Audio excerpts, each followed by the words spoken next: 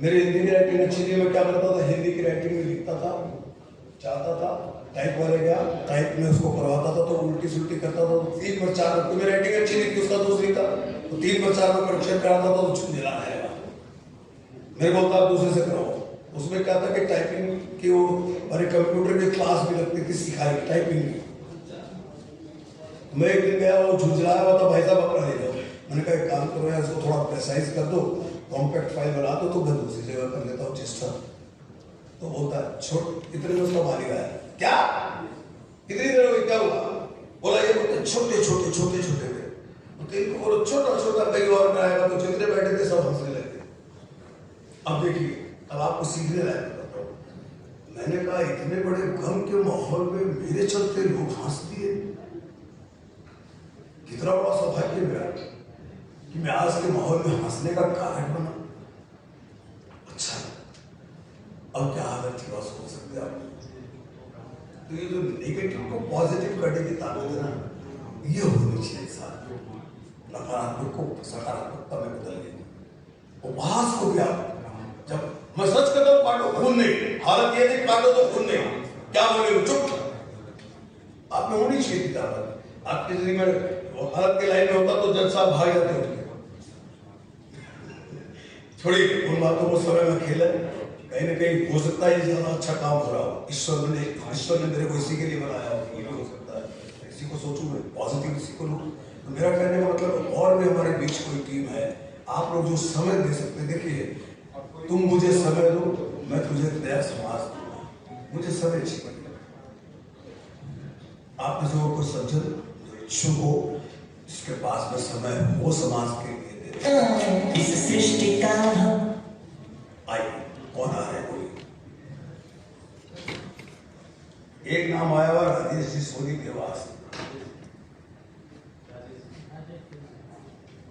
हाँ राजेश जी नाम है, तो राजेश जी का नाम लिख लीजिए, उसमें लिख लीजिए सर, याद नहीं रखती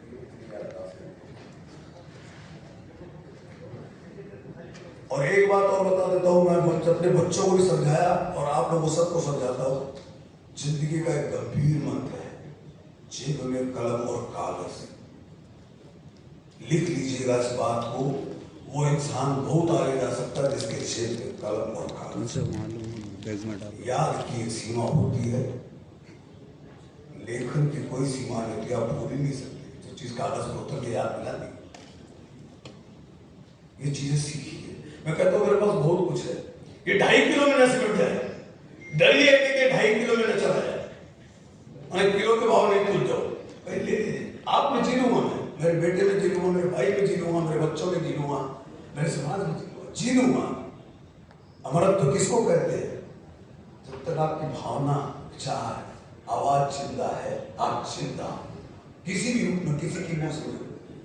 मैं तो बहुत बहुत दूर तक जा चुका, उसकी मेरे को चिंता ही नहीं है, लेकिन आप लोग ले लीजिए, मेरा समाज ले ले तो अच्छा है, मेरे किसी काम का नहीं चला जाएगा। आरएसी बार बार कहता हूँ कि आरएसी कब कन्फर्मेशन का आदेश आ जाए कोई नहीं जानता है।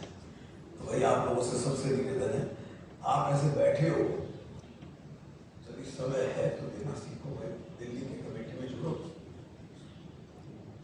आपको बोल रहा हूँ प्रभु जी, हाँ नहीं जुड़ेंगे आप पीछे, आप कह रहे थे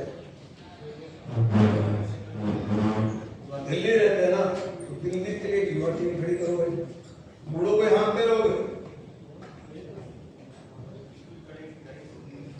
लीजिए जिम्मेदारी।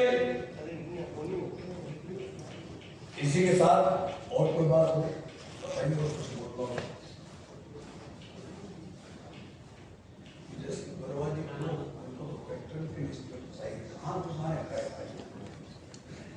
इधर से इधर तो ऊपर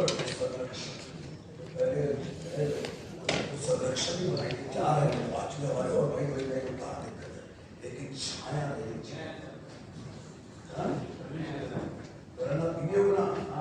हाँ आपसे तो चर्चा भी हुई थी, मैं बोला पड़ोगे वापस चाहता हूँ, आपको एक जिम्मेदारी दी है साहब, इनको एक जिम्मेदारी दी है, और इस जिम्मेदारी को सब समझिएगा क्या कहा है।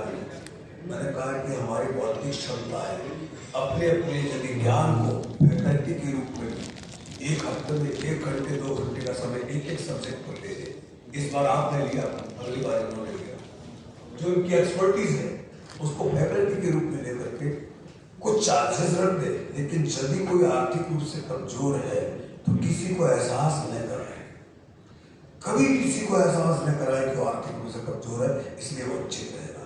आप विश्वास करिए, हमने समाज के कितने लोगों को गोल्ड अप्रेजल का सर्टिफिकेट नहीं गिनाऊंगा ना बोलूंगा, लेकिन दिलाया है। उसकी आर्थिक कमजोरी उसके आगे नहीं आती, देना है आप पहले वंचित है। अब वो पागलपन है, नाटक है, दिखावा है, वो ईश्वर सत्यनारायण मांडट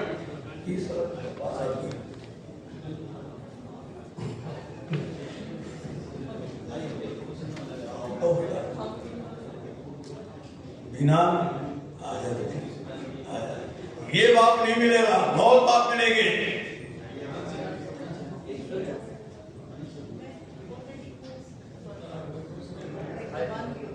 अरे बहुत लीडर मिलेंगे, पिता नहीं मिलेगा।